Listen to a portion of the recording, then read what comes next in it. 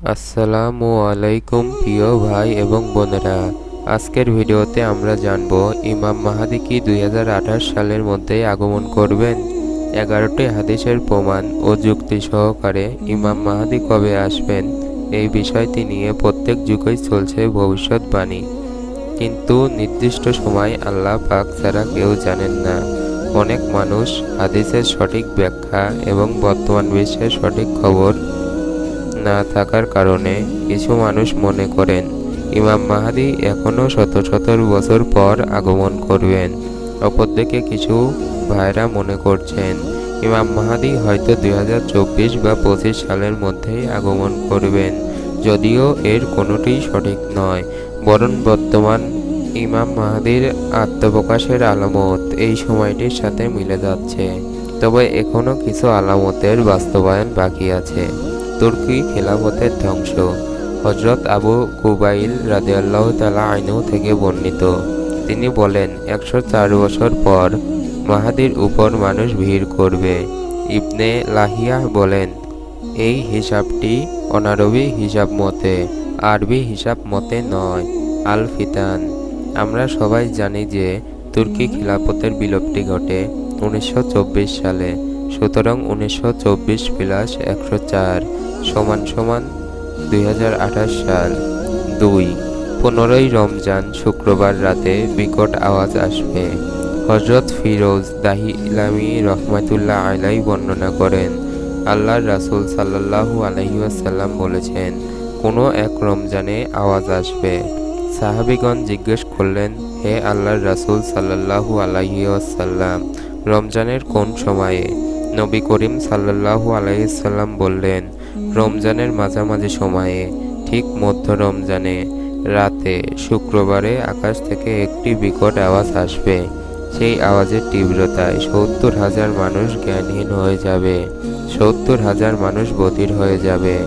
এবং সৌদি আরবের ক্যালেন্ডার অনুযায়ী 15ই রমজান শুক্রবার হয় 1449 হিজরি বা 11ই ফেব্রুয়ারি 2028 সাল। 3. রমজান মাস শুরু হবে শুক্রবারে। হযরত আব্দুল্লাহ ইবনে মাসউদ রাদিয়াল্লাহু তাআলা আনহু বলেন, কোনো এক রমজানে প্রচণ্ড ভূমিকম্পের দেখা দিবে। সে বছর শুক্রবার রাতে রমজান মাস শুরু হবে। তারপর মধ্য রমজানে ফজরের নামাজ পর আকাশ থেকে বিকট শব্দের আওয়াজ আসবে। তখন তোমরা সবাই ঘরের দরজা জানলা বন্ধ করে দেবে আর সবাই সুবহান আল্লাহ আল কুদ্দুস এবং রব্বুল আল কুদ্দুস তেলাওয়াত করবে। আল ফিতান। সৌদি আরবের ক্যালেন্ডার অনুযায়ী 1 রমজান শুক্রবার 1449 হিজরি কিংবা 28 জানুয়ারি 2028 সাল। 4. আশুরা বা 10 মুহররম শনিবার হলে। ইমাম বাকির রহমাতুল্লাহ আলাই বলেন, যদি দেখো আশুরার দিন কিংবা 10ই মুহররম শনিবার ইমাম মাহদী মাকামে ইব্রাহিম ও কাবার মাঝখানে দাঁড়িয়ে থাকেন, তাহলে জিবরাইল আলাইহিস সালামের সাথে দাঁড়িয়ে থাকবেন। সৌদি আরবের ক্যালেন্ডার অনুযায়ী 10ই মুহররম শনিবার হচ্ছে 1450 হিজরি কিংবা 3 জুন 2028 সাল। 5. ইমাম মাহদীর নাম ধরে হযরত জিবরাইল আলাইহিস সালামের আহ্বান। হযরত আবু বাসের রহমাতুল্লাহ আলাই থেকে বর্ণিত, তিনি বলেন, আমি আবু আব্দুল্লাহ সাদিক ও হযরত জাফর সাদিক রহমাতুল্লাহ আলাইকে জিজ্ঞেস করলাম, কখন ইমাম মাহদীর আবির্ভাব হবে? তিনি বললেন, রাসূলুল্লাহ সাল্লাল্লাহু আলাইহি সাল্লামের বংশধরের জন্য কোনো সময় উল্লেখ নেই, তবে ইমাম মাহদীর আবির্ভাবের পূর্বে 5টি বিষয় ঘটবে। 1. আকাশ থেকে আহ্বান। 2. সুফিয়ানের উত্থান। 3. খোরাসানের বাহিনীর আত্মপ্রকাশ। 4. নিরপরাধ মানুষের ব্যাপক হত্যা করা হবে। এবং 5. বাইনারির প্রান্তে মেরুর ভূমিতে একটি বিশাল বাহিনী ধসে যাবে। ইমাম মাহদী আবির্ভাবের পূর্বে 2 ধরনের মৃত্যু দেখা দিবে, 1 শ্বেত মৃত্যু এবং 2 লাল মৃত্যু। শ্বেত মৃত্যু হলো মহান মৃত্যু, এটি দুর্ভিক্ষের কারণে হয়ে থাকে।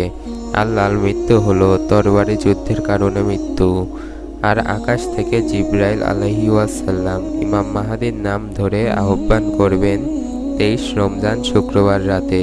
সৌদি আরবের ক্যালেন্ডার অনুযায়ী 22 রমজান শুক্রবার অর্থাৎ যেহেতু আরবি মাস সন্ধ্যা থেকে হিসাব করা হয়, তাই শুক্রবার রাত 23 রমজান হবে, যেটা 1449 হিজরি কিংবা 18ই ফেব্রুয়ারি 2028 সাল হয়।